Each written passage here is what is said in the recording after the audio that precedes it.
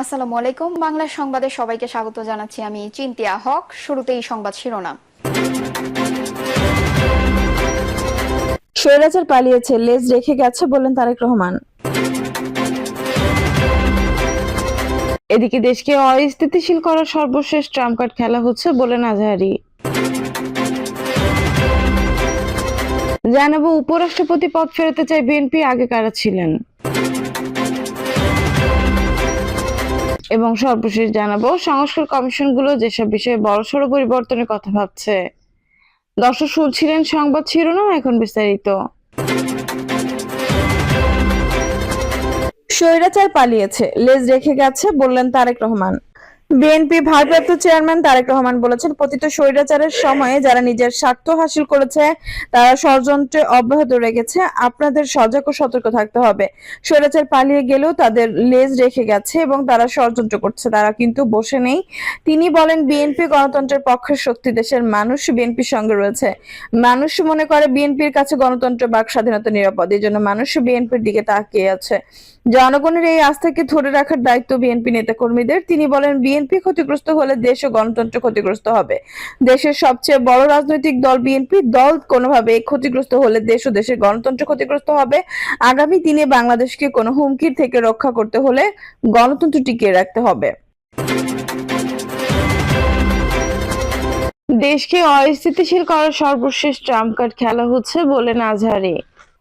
চট্টগ্রামে সম্মিলিত সনাতনী জাগরণ জোটের মুখপাত্র চিন্ময় কৃষ্ণ দাসের অনুসারীদের নৃশংস হামলায় প্রাণ হারিয়েছেন তরুণ আইনজীবী সাইফুল ইসলাম আলিফ।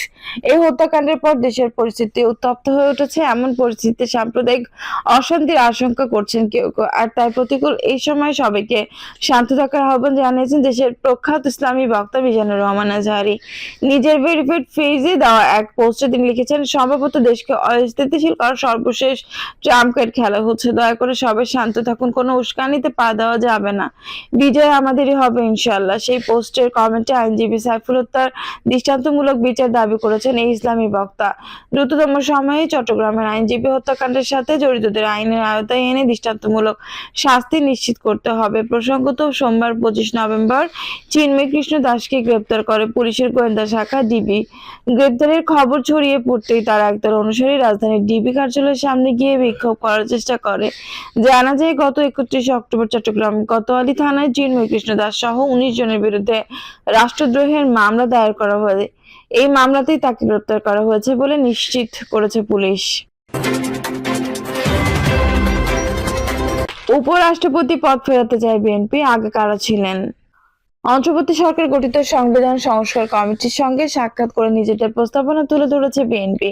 পরপর দুইবারের বেশি প্রধানমন্ত্রী না হওয়া, উপপ্রধানমন্ত্রী ও উপরাষ্ট্রপতি সংসদে উচ্চকক্ষ ও গণভোটের বিধান রাখা সহ সংস্কার কমিশনের কাছে সংবিধানের 62 জায়গায় সংশোধনী প্রস্তাব দিয়েছে তারা। বিদ্যমান সংবিধান ও শাসন কাঠামো অনুযায়ী সংসদ সদস্যের ভোট বাংলাদেশের রাষ্ট্রপতি নির্বাচন করা হয়নি। নেই কোনো উপরাষ্ট্রপতি বা ভাইস প্রেসিডেন্ট পদ। তবে একসময় বাংলাদেশের রাষ্ট্রপতি শাসিত সরকার ব্যবস্থায় সরাসরি ভোটে রাষ্ট্রপতি হওয়ার বিধান এবং উপরাষ্ট্রপতির পদ দুটি বিদ্যমান ছিল। 1991 সালে সংবিধানের দ্বাদশ সংশোধনীর মাধ্যমে সংসদীয় ব্যবস্থাপনা ফিরে যাওয়ার পরে সেই পদ্ধতি বাতিল হয়। রাষ্ট্রপতি শাসিত শাসন ব্যবস্থার উপরাষ্ট্রপতি হলো দ্বিতীয় সর্বোচ্চ সাংবিধানিক পদ। রাষ্ট্রপতির পদত্যাগ, অপসারণ বা মৃত্যুর ঘটনায় উপরাষ্ট্রপতি ভারপ্রাপ্ত রাষ্ট্রপতি হিসেবে দায়িত্ব পালন করেন। বিভিন্ন দেশে ভাইস প্রেসিডেন্ট বা উপরাষ্ট্রপতির ক্ষমতা এবং ভূমিকা তাদের শাসন ব্যবস্থা, সংবিধান এবং রাজনৈতিক কাঠামোর উপর নির্ভর করে। স্বাধীন বাংলাদেশে উপরাষ্ট্রপতি পদে কারা ছিলেন। বাংলাদেশের প্রথম উপরাষ্ট্রপতি ছিলেন সৈয়দ নজরুল ইসলাম, যিনি মুক্তিযুদ্ধকালীন সময়ে এই গুরুত্বপূর্ণ দায়িত্ব পালন করেন। পরবর্তীতে বিচারপতি শাহাবুদ্দিন আহমেদ এই পদে দায়িত্ব পালনকারী সর্বশেষ ব্যক্তি ছিলেন। 1975 সালে শেখ মুজিবুর রহমান রাষ্ট্রপতি শাসিত সরকার ব্যবস্থা পুনঃপ্রবর্তনের পর সৈয়দ নজরুল ইসলাম আবার উপরাষ্ট্রপতির পদে নিযুক্ত হন। তবে সেই দায়িত্ব দীর্ঘস্থায়ী হয়নি। 15 আগস্ট শেখ মুজিবুর রহমান হত্যার পরপরই বিদ্রোহী সেনা কর্মকর্তারা মোস্তাক আহমেদকে রাষ্ট্রপতির পদে বসান।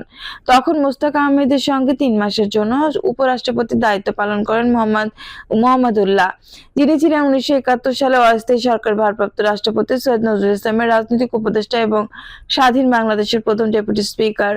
1977 সালের 21 April major general Ziaur Rahman রাষ্ট্রপতির দায়িত্ব গ্রহণ করেন। তখন উপরাষ্ট্রপতির পদে নিযুক্ত হন বিচারপতি আব্দুস সাত্তার। 1978 সালে নির্বাচনের মাধ্যমে ফের রাষ্ট্রপতি হন জিয়াউর রহমান। 1981 সালে জিয়াউর রহমান হত্যাকাণ্ডের পর উপরাষ্ট্রপতি আব্দুস সাত্তার ভারপ্রাপ্ত রাষ্ট্রপতির দায়িত্ব নেন। 1977 থেকে 1981 সাল পর্যন্ত টানা 4 বছর বাংলাদেশের উপরাষ্ট্রপতি হিসেবে দায়িত্ব পালন করেন বিচারপতি আব্দুস সাত্তার। আব্দুস সাত্তার রাষ্ট্রপতি হওয়ার পর উপরাষ্ট্রপতি হন ডক্টর মির্জা নুরুল হুদা।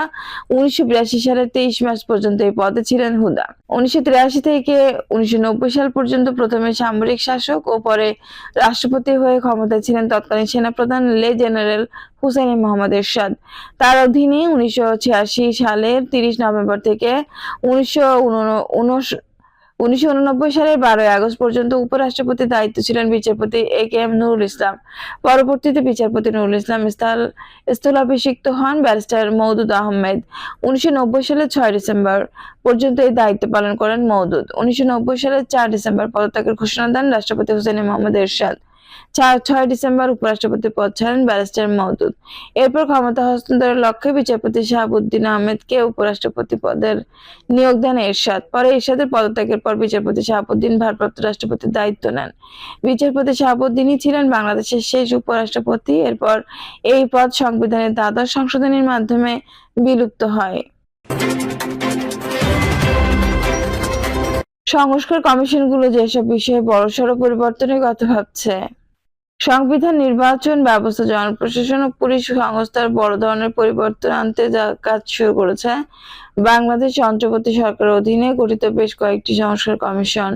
বর্তমানে সবচেয়ে বেশি গুরুত্ব পাচ্ছে সংবিধান ও নির্বাচনী সংস্কার। সংবিধান সংস্কার কমিশন পঞ্চদশ সংশোধনী বাতিল, আনুপাতিক ভোটিং, দ্বিকক্ষ বিশিষ্ট সংসদ চালু, প্রধানমন্ত্রী ক্ষমতা কমানো সহ বেশ কিছু প্রস্তাবনা দিয়েছে। নির্বাচন কমিশন স্থানীয় নির্বাচনে দলীয় প্রতীক বাদ দেওয়া, প্রবাসীর ভোট দেওয়ার বিধান চালু, ইভিএম বাতিল এবং নির্বাচন কমিশনার নিয়োগ আইন পরিবর্তনের প্রস্তাব করেছে। এইসব প্রস্তাব বাস্তবায়িত হলে সুষ্ঠু নির্বাচন সম্ভব বলে মনে করা হচ্ছে। তবে রাজনৈতিক দলগুলোর ঐকমত্যের উপর এইসব সংস্কারের সফলতা নির্ভর করছে। সব সংস্কার কমিশন আগামী 31 ডিসেম্বরের মধ্যে তাদের প্রস্তাবনা সরকার কাজ পেশ করবে। সংবিধান ও সংস্কার কমিশনের প্রধান অধ্যাপক আলী রিয়াজ বিবিসি বাংলাকে বলেছে, আমরা চেষ্টা করব যাতে আমাদের প্রস্তাবনাগুলোর সামঞ্জস্য থাকে, পরস্পর বিরোধী না হয়। সেই বিবেচনা থেকে সেই কাজ করব। এদিকে নির্বাচন কমিশনের প্রধান বদিউল আলম মজুমদার বলেন, আমরা যে সব বিষয়ে সংস্কারের কাজ শুরু করেছি সেটি বাস্তবায়ন করা গেলে আগামীতে স্বাধীন নির্বাচন কমিশন ও সুষ্ঠু নির্বাচন সম্ভব। কি পরিবর্তন আসতে পারে সংবিধানে?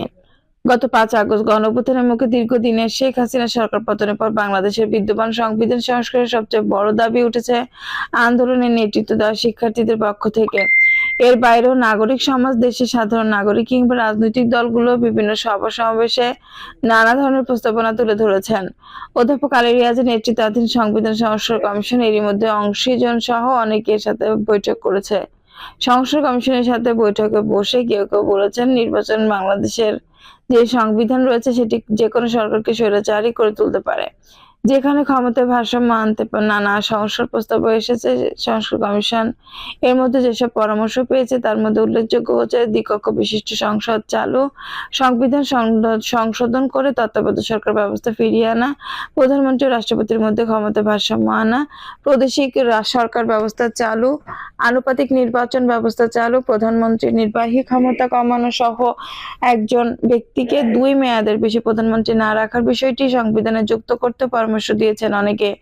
2011 সালে শেখ হাসিনা সরকারের আমলে করা সংবিধানের পঞ্চদশ সংশোধনী নিয়েও নানা বিতর্ক হয়েছে।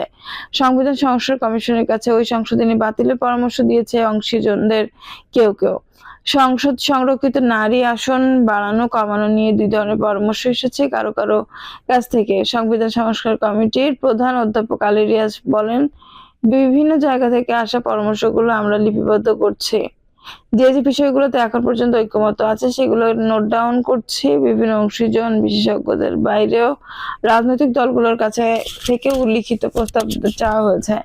নাগরিকদের জন্য অনলাইনে সংবিধানের বিভিন্ন বিষয়ে তাদের মতামত জানানোর ব্যবস্থা রাখা হলেও বাস্তবে খুব অল্প সংখ্যক মানুষকেই অনলাইনের মতামত দিতে দেখা গেছে। অনলাইনে নাগরিকদের মতামত দেওয়ার সময় শেষ হয়েছে 25 নভেম্বর। সোমবার দিন সকালবেলা পর্যন্ত অনলাইন মতামত পড়েছে 46,000 সাধারণ মানুষের। অনেকেই বলেছেন তারা জানেন না এই মতামত দেওয়ার বিষয়ে। এদিকে গণ অভ্যুত্থানের পরবর্তী বাংলাদেশে বর্তমান সংসদ কার্যকর নয়, যে কারণে সংবিধান সংস্কার প্রস্তাবগুলো কিভাবে অনুমোদন করা যায় সেটি নিয়েও নানা মতামত আসছে। এক্ষেত্রে কারো কারো পরামর্শ গণপরিষদ গঠন করে সংবিধানের অনুমোদন করা, আবার অনেকে বলেছেন সংস্কার প্রস্তাবগুলো চূড়ান্ত করে পরবর্তী নির্বাচিত সরকারের কাছে দিলে তারা তা সংসদে তা অনুমোদন করবে। অন্যতম প্রধান রাজনৈতিক দল বিএনপি সংসদের বাইরে সংবিধান পরিবর্তনের বিরুদ্ধে একই ধরনের মতামত এসেছে। জামায়াত ইসলামের পক্ষ থেকে রিয়াজ বলেন, আমরা আপাতত 7টি লক্ষ্য নিয়ে কাজ করছি। এখানে কি হবে সেটা আমরা চূড়ান্ত করতে পারবো, কিন্তু কোন প্রক্রিয়া হবে সেটা আমরা এখনো বলতে পারবো না। এই কমিশনের মনে করেছে রাজনৈতিক দলগুলো হয়তো শেষ পর্যন্ত কিছু কিছু প্রস্তাবে একমত নাও হতে পারে। সেক্ষেত্রে দেশের বেশিরভাগ মানুষ যদি ওই সব প্রস্তাবের পক্ষে তাদের সমর্থন জানায়, তাহলে সেসব সংস্কার প্রস্তাব গুরুত্ব পাবে এই সংবিধান সংস্কার কমিশনের কাছে। দর্শক, এই ছিল এখনকার সর্বশেষ সংবাদ। নিউজটি ভালো লাগলে অবশ্যই একটা লাইক দিন, কমেন্টে আপনার মূল্যবান মতামত জানান। সবসময় আমাদের পাশে থাকতে সাবস্ক্রাইব করে বেল বাটনটি অন করে রাখুন। ধন্যবাদ।